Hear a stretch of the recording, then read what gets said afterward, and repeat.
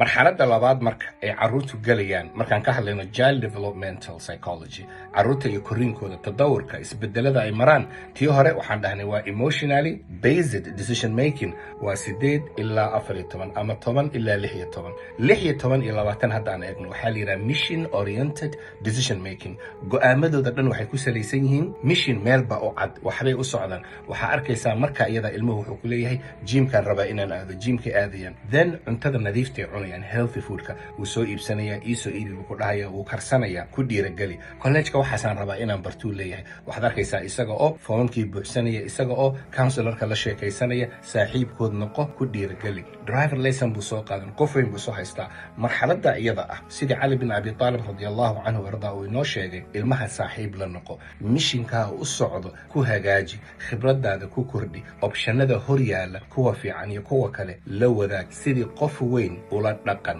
marxaladda saddexaad waan ka hadli doonaa waxaad kala socotaa channelka waalid legacy ee adiga lagu sameeyey waalid subscribe si aad u hesho muuqaaladan share dheh ehelka muslimiinta la sheer gare si aad xasanaad ku hesho asalaamu calaykum waraxmatullahi wabarakaatu